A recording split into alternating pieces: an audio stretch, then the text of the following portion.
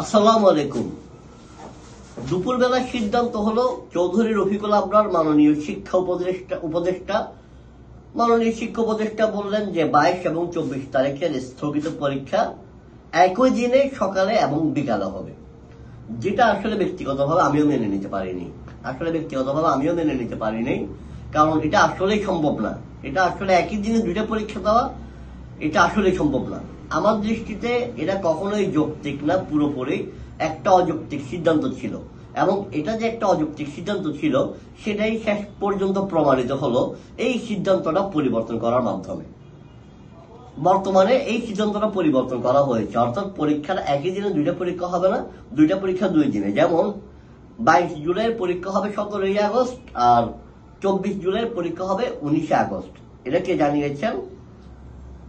আজ বুধবার বিকালে ঢাকা আন্তঃশিক্ষা বোর্ড পরীক্ষা নিয়ন্ত্রক কমিটির আহ্বায়ক ও ঢাকা শিক্ষা বোর্ডের পরীক্ষা নিয়ন্ত্রক অধ্যাপক এস.এম. কামাল উদ্দিনের সইয়ে পরিবর্তিত সময়সূচি জানানো হয়। অর্থাৎ 22 তারিখে পরীক্ষাটা হবে 17 আগস্ট আর 24 জুলাই পরীক্ষাটা হবে 19 আগস্ট। এই সিদ্ধান্তটা আমি মনে করি সঠিক।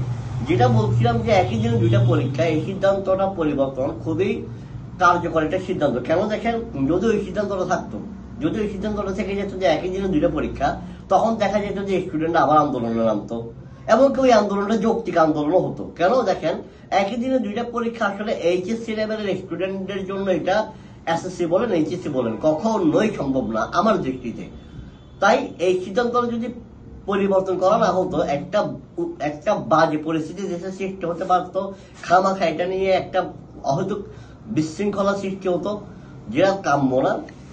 আমি আশা করেছিলাম, বলছিলাম যে দেখি আজকে রাত 8টা পর্যন্ত দেখি যে কোনো সিদ্ধান্ত পরিবর্তন হয় কিনা। তো যাক, সিদ্ধান্ত পরিবর্তন হয়েছে। বিকালবেলায় এই সিদ্ধান্তটা পরিবর্তন করা হয়েছে যে পরীক্ষা আসলে 2 দিনে হবে, 1 দিনে না।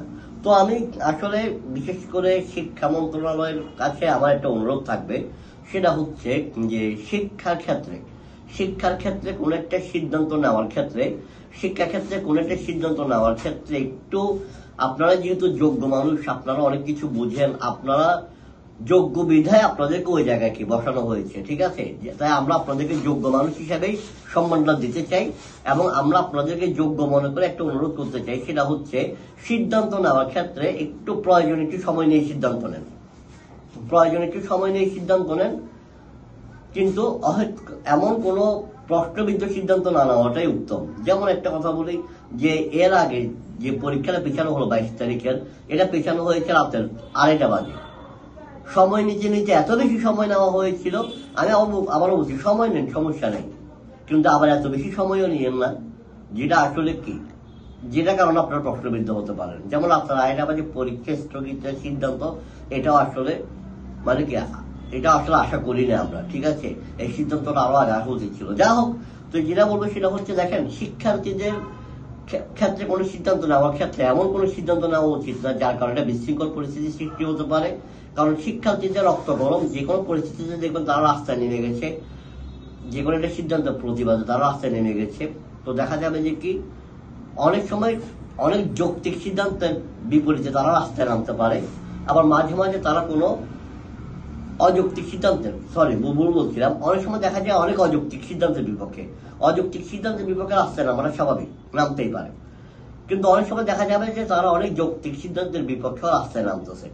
তাই সবকিছু একটু বুঝতে হবে। আর শিক্ষার্থীদের উদ্দেশ্য করে বলবো, সেটা হচ্ছে, শিক্ষার্থী ভাই ও বোনেরা, তোমাদের উদ্দেশ্য করে একটা কথা বলি। কথায় সচিবালয়ে যাওয়ার দরকার নেই। কথায় সচিবালয় ঘেরাও করা, সচিবালয়ের সামনে আন্দোলন করা, সচিবালয়ের সামনে গিয়ে ভাঙচুর করা, তাণ্ডব চালানো, এটা ঠিক না। সচিবালয়কে বলা হয় বাংলাদেশের প্রশাসনিক ব্যবস্থার স্নায়ু কেন্দ্র। সচিবালয়কে ঘিরেই কি পুরো বাংলাদেশের প্রশাসনিক কার্যক্রম পরিচালিত হয়। তুমি দেখো, জুলাই অভ্যুত্থানে কিন্তু ছাত্র জনগণের অভ্যুত্থানে কিন্তু কেউ গিয়ে কিন্তু কি সচিবালয়ে কোনো প্রকার হামলা করে নাই, সচিবালয়ে কোনো প্রকার বিশৃঙ্খলা সৃষ্টি করে নাই। কেউ কিন্তু 1 ঘন্টার জন্য কিন্তু কি সচিবালয়ে কোনো বিশৃঙ্খল পরিস্থিতি সৃষ্টি করে নাই। কারণ সচিবালয় হচ্ছে প্রশাসনিক ব্যবস্থার স্নায়ু কেন্দ্র, যাকে ঘিরে সমগ্র দেশের প্রশাসনিক কার্যক্রম পরিচালিত হয়। তাই কথায় সচিবালয় ঘেরাও করা এটা ঠিক না, এটা আসলেই ঠিক না। তোমাদের দাবি তোমরা সুন্দরভাবে জানাও ভাই। কিন্তু সেজন্য সচিবালয়ে যাওয়া, সচিবালয়ে ঘেরাও করবা, ভাঙচুর করবা, পুলিশের উপর হামলা করবা, এই করবা সেই করবা, রাষ্ট্রে কিভাবে গ্রেফতার হবা, থানায় যাবা, নিজেরাও ভোগান্তিতে পড়বো, অন্যদেরকে ভোগান্তিতে ফেলবা। তাই শিক্ষার্থী ভাই বোনদের উদ্দেশ্যে বলবো, তোমাদেরও আচরণে সংযত হওয়া উচিত। দেখো, জুলাই অভ্যুত্থানের মতো একটা অভ্যুত্থানও কিন্তু কেউই কিন্তু সচিবালয়ে ঘেরাও করে নাই, এই কথাটা মাথায় রাখিও। শেখ হাসিনা পতন হয়েছে, শেখ হাসিনা পতন হওয়া উচিত ছিল, স্বৈরাচার শেখ হাসিনা পতন হয়েছে, কিন্তু এই শেখ হাসিনা পতনের জন্য সময় আগেও কিন্তু কেউ কিন্তু সচিবালয়কে বিশৃঙ্খলা করে নাই। সচিবালয় বিশৃঙ্খল করা জায়গা না। তাই একটা কথা বলবো, যত আন্দোলন সচিবালয় ঘেরাও না করে শেখ হাসিনা পতন হয়েছে না। শেখ হাসিনা পতন করার জন্য কি সচিবালয় ঘেরাও করা লাগছে? লাগে নাই। দাবি আদায়ের জন্য সচিবালয় ঘেরাও করা লাগে না ভাইয়া। শুধুমাত্র শিক্ষা বললাম। শিক্ষার্থীদের উদ্দেশ্যে কিছু কথা। ধন্যবাদ। আসসালামু আলাইকুম।